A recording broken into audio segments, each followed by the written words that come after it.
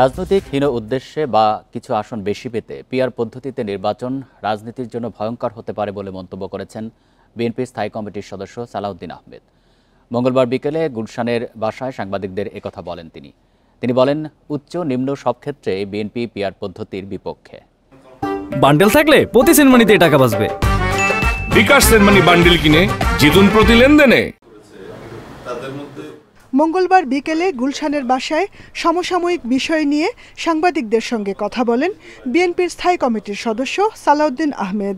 এ সময় তিনি বলেন, ঐক্যমত্য কমিশনের সূচিতে নিম্নকক্ষে পিআর পদ্ধতিতে নির্বাচনের প্রস্তাব না থাকলেও রাজনৈতিক উদ্দেশ্যে বিষয়টি সামনে আনা হয়েছে।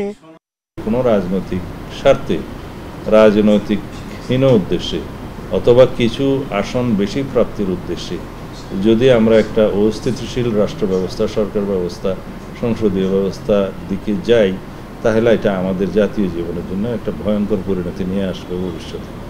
সেজন্য আমরা এই পিআর পদ্ধতিকে প্রত্যাখ্যান করি। এদেশের জনগণ পিআর পদ্ধতির পক্ষে নয়। নির্বাহী আদেশে রাজনৈতিক দল নিষিদ্ধ করার পরিণাম ভালো হবে না উল্লেখ করে সালাউদ্দিন আহমেদ বলেন, বিচারিক প্রক্রিয়ার মাধ্যমে রাজনৈতিক দলের নিষেধাজ্ঞার বিষয়টি সমাধান হওয়া উচিত।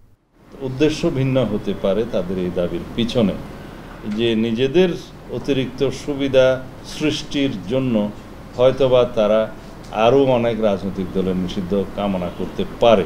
যদি আরও কোনো রাজনৈতিক দলের বিরুদ্ধে সেই অভিযোগ থাকে, সেটা আদালত উত্থাপন করা যেতে পারে। আইন আগে ছিল না, এখন তো সংশোধিত হয়েছে। নির্বাচনকে বাধাগ্রস্ত করার যে কোনো ষড়যন্ত্র জনগণ প্রতিহত করবে বলেও মন্তব্য করেন সালাউদ্দিন আহমেদ। Jahanara Parvin, Independent News, Dhaka.